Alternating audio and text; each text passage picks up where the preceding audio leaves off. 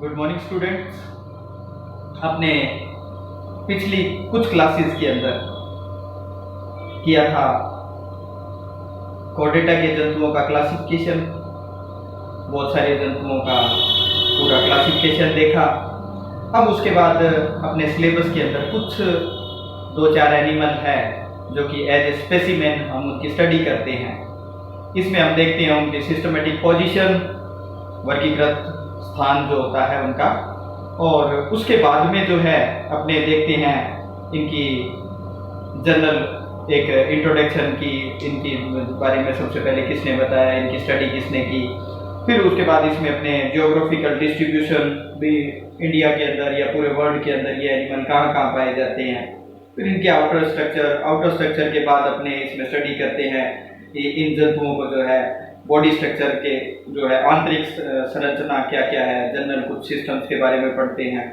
तो इस कड़ी के अंदर अपने सबसे पहले शुरुआत करते हैं एम्फियोप्सिस से, ब्रेंकियोस्टोमा भी जिसको कहते हैं।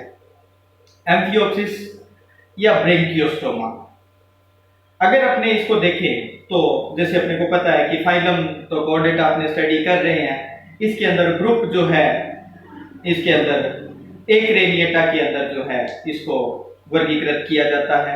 सब फाइलम आपको पता है सिफेलोकॉर्डेटा, और सिफेलोकॉर्डेटा के अंदर अपने एक ही क्लास रखी थी जो थी लेप्टोकार्डी। लेप्टोकार्डी क्लास के अंदर जो है अपने फैमिली ब्रेंकियोस्टोमाइडी के अंदर ब्रेंकियोस्टोमा का जो है अपने अध्ययन करते हैं, इसको एम्फियोप्सिस भी कहते हैं। इसके वर्गीकरण के अंदर, इसके नामकरण के अंदर जो है एक अपवाद जो है वो भी होता है, जैसे कि इसका ब्रेंकियोस्टोमा नाम रखा गया था बहुत पहले कि 1758 के बाद, सिस्टमा नेचुरी के जो है पब्लिश होने के बाद जो है उनसे पहले के नामकरण जो है वो अमान्य थे। लेकिन ब्रेंकियोस्टोमा इतना फेमस हो चुका था कि नाम इतना प्रसिद्ध हो चुका था कि इसको बदल पाना मुश्किल था, इसलिए इसका दूसरा नाम एम्फियोप्सिस रखा गया। और इसको जो है इसी क्रम के अंदर जब अपने स्टडी करते हैं तो पढ़ा जाता है। जनरल सा एक एनिमल, अब जनरल इंट्रोडक्शन में आपको बताऊं इसके कि यह एक जो है प्रारूपिक कॉर्डेट जंतु है जिसकी संरचना बहुत ही सिंपल है, किंतु इसमें सभी कॉर्डेट के लक्षण जो है जीवन पर्यंत पाए जाते हैं। यह एक मुक्त प्लावी तैरता हुआ जंतु है जो कि बिलकारी प्रकृति का होता है। समुद्र के जो छिछला जल होता है उसमें, समुद्र के किनारे की रेत के अंदर जो है ये एक विशेष बिल बनाकर जो है उसमें आधा से बाहर और आधा रेत के अंदर जो है रहता है, और आगे का जो इसका भाग होता है वो एक ओरल सीरी और ओरल रूट जिसको कहते हैं वो आगे की तरफ फैला हुआ रहता है, और जिसमें ये पक्षमार्गों की सहायता से जो है भोजन प्राप्त करता रहता है जन की धारा के अंदर। इसे सबसे पहले एक जर्मन वैज्ञानिक PS क्लास थे, उन्होंने 1744 के अंदर जो है इसको खोजा, इसकी जानकारी दी और उन्होंने इसका क्लासिफिकेशन किया और इनको जो है एक मोलस्कन स्लग के रूप में जो है उन्होंने क्लासिफाई किया था और उनका वर्णन कर दिया। लाइमेक्स नाम के एक साइंटिस्ट ने इसको जो है ब्रेंकियोलेट्स नाम दिया था। इसको लेंसियोलेट भी कहते हैं, क्योंकि लेंसियोलेट इसलिए कहते हैं कि ये जो छोटे भाले, लेंसियोलेट जो है एक ग्रीक लैंग्वेज में छोटे भाले के रूप में यूज किया जाता है नाम, इसलिए इसको 1836 में विलियम यारेल ने जो है इसको एम्फियोप्सिस नाम दिया। और एम्फियोप्सिस का जो सिंपल से अर्थ या सीधा अर्थ में अपने नाम ले तो सीधा अर्थ अगर निकाले तो इसका नाम होता है 2 धार वाला भाला या छोटा सा भाला, या इसको लेंसियोलेट कहा। 1834 में ओजी कोस्टा नाम के एक साइंटिस्ट थे, भारतीय वैज्ञानिक थे, उन्होंने जो है ब्रेंकियोस्टोमा के जो वास्तविक नाम जो है वो उसका जो ब्रेंकियोस्टोमा का जो है वो वर्णन किया, और क्लोम मुख जो है उसके बारे में वर्णन किया, और इसे कॉर्डेटा के अंदर जो है रखा और इसका वर्णन किया। अगर इसका अपने ज्योग्राफिकल डिस्ट्रीब्यूशन देखें एनिमल का, तो ये एनिमल जो है वो पूरे के पूरे वर्ल्ड में पाया जाता है। इसकी लगभग 9 प्रजातियां होती है जो कि पूरे विश्व के अंदर जो है समुद्र के अंदर पाई जाती है। संसार भर के अनेक समुद्रों के अंदर देखी गई है, जो कि वार्मर जिसको अपने कहते हैं कि एक उष्ण तल यानी उष्ण थोड़े से गर्म जलवायु वाले जो समुद्र होते हैं उनके अंदर ये पूरे विश्व में पाया जाता है। भारत, चीन, जापान आदि के समुद्र तट पर ये बहुत अधिक संख्या के अंदर जो है ये पाए जाते हैं। इसके अंदर जो है भारत के हिंद महासागर में पाई जाने वाली कुछ 4 मुख्य प्रजातियां हैं, ब्रेंकियोस्टोमा इंडिकम, ब्रेंकियोस्टोमा पेलिजिकम, ब्रेंकियोस्टोमा सेरिबियम और ब्रेंकियोस्टोमा लेंसियोलेटम के बारे में जो है अपने भारत के अंदर जो है ये ज़्यादा पाए जाते हैं। और अपने जो वर्णन करते हैं वो इस बुक के अंदर जिसका आपने ज़्यादा अध्ययन करेंगे वो है ब्रेंकियोस्टोमा लेंसियोलेटम। ब्रेंकियोस्टोमा लेंसियोलेटम जो होता है वो समुद्र के किनारे या समुद्री जल के अंदर जो है छिछले पानी के अंदर शैलो वाटर के अंदर जो है वो रेतीले किनारे पर जो है पाया जाता है, या रेत के अंदर बिल बनाकर वहां पर जो है पाया जाता है। और बिल के अंदर जो है ये आधा घुसा हुआ आधा सिस्टम जो है इस तरीके से जो है ये पाया जाता है। एम्फियोक्सिस एक सिलरी फीडर जंतु होता है जो कि जल की धारा से जो है अपना भोजन छान कर प्राप्त करता है।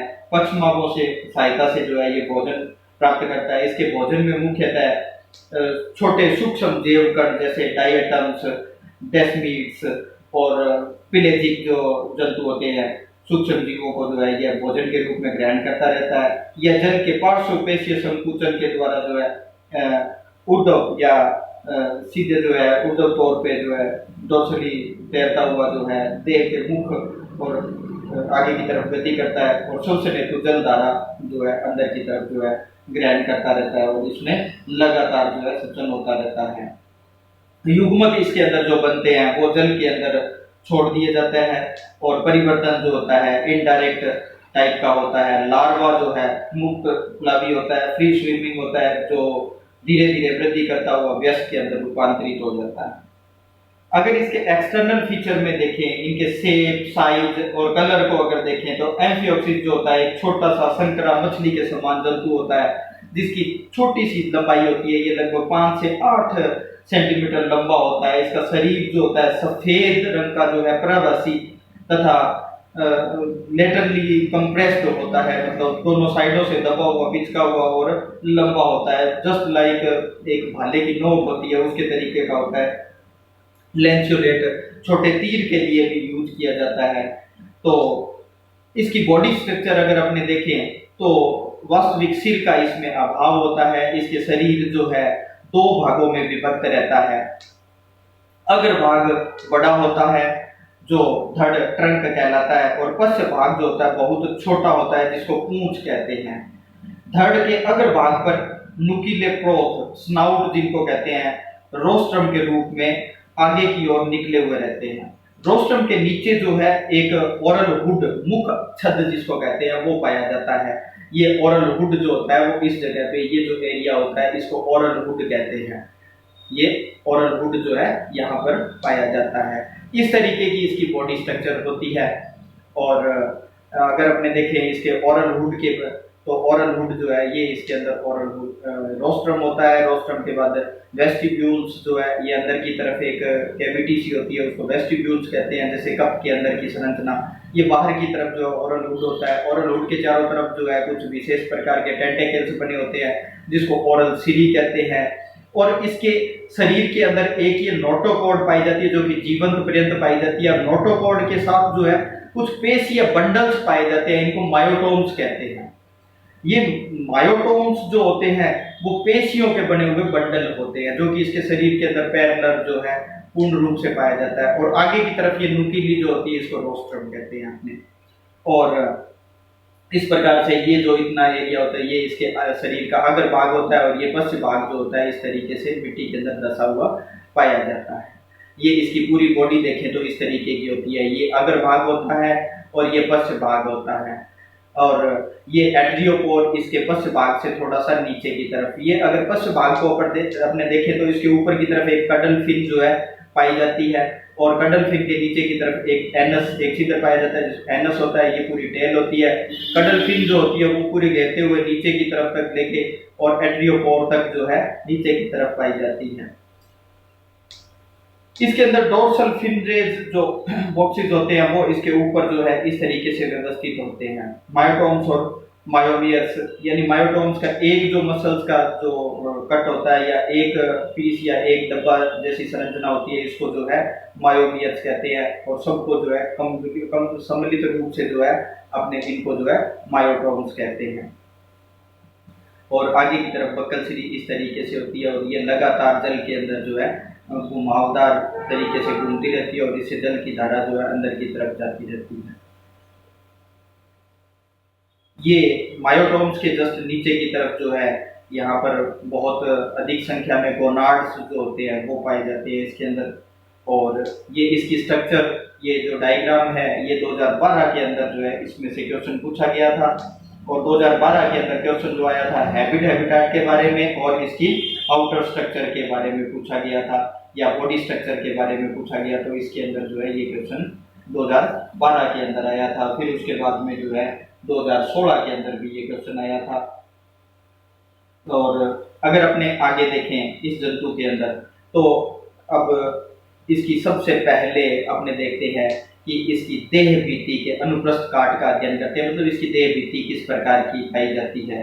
तो अगर अपने देखें तो इसकी देह भित्ति के अंदर सबसे बाहर की तरफ जो है एक क्यूटिकल बॉर्डर पाई जाती है, उसके नीचे एक कोशिकीय जो है स्तंभाकार कोशिकाओं की एपिडर्मिस बनी होती है। एपिडर्मिस जो होती है, परत जो होती है वो स्तंभाकार एपिथेलियल कोशिकाओं की, जिसको अपने कॉलमुलर एपिथेलियम कोशिकाएं भी कहते हैं।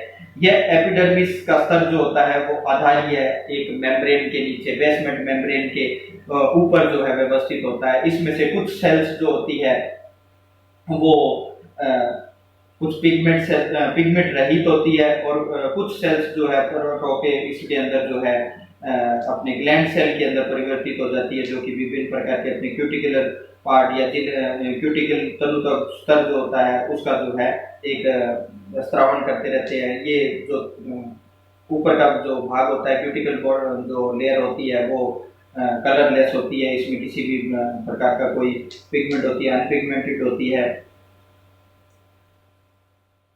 नीचे का जो होता है वो मस्कुलर भाग होता है, मस्कुलर भाग एपिडर्मिस के नीचे और बेसमेंट मेम्ब्रेन जो होती है उसके नीचे की तरफ जो होता है ये काफी बड़ा भाग होता है, पृष्ठीय और पार्श्व दिशा के अंदर बहुत मोटा हो जाता है, जो कि जिसके अंदर तंत्रिका रज्जु वगैरह जो है नोटोकॉर्ड को घेरे हुए इसके अंदर पाई जाती है। देह भित्ति के अंदर उपस्थित पेशियां जो है मेटामेरिकली सेगमेंटेड होती है, ये मेटामेरिकली सेगमेंटेशन प्रदर्शित करती रहती है तथा इसकी जो संपूर्ण लंबाई होती है उसकी श्रृंखला के अंदर संपूर्ण लंबाई के अंदर व्यवस्थित होते हैं और जिसे जो है आपको बताया मैंने मायोटोम्स कहते हैं। तो इस प्रकार इसके अंदर जो है इसका बाहर की तरफ जो है एक आवरण पाया जाता है। कल अपने इसके स्केलेटन्स के बारे में, स्केलेटन के साथ साथ अपने इसके डाइजेस्टिव सिस्टम के बारे में स्टडी करेंगे।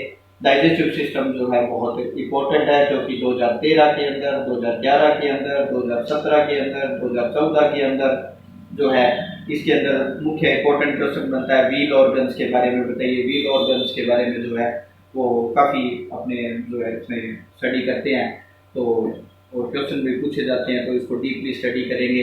तो कल अपने देखते हैं इसका डाइजेस्टिव सिस्टम और स्केलेटन के बारे में थोड़ा बहुत पढ़ेंगे। तो अपने इसके बाद में जो है कल की क्लास के अंदर आगे कैरी ऑन रखेंगे इस एनिमल को। तब तक के लिए इसको याद कीजिए, नोट्स बनाइए और लगातार अपनी स्टडी जारी रखिए। अभी कुछ आसार मिले हैं कि निकट भविष्य के अंदर मतलब बहुत ही जल्द आपकी क्लासेस जो है ऑफलाइन जो जैसे पहले लगती थी वैसे शुरू होने वाली है। तो इसी उम्मीद के साथ फिर मिलते हैं कल। धन्यवाद।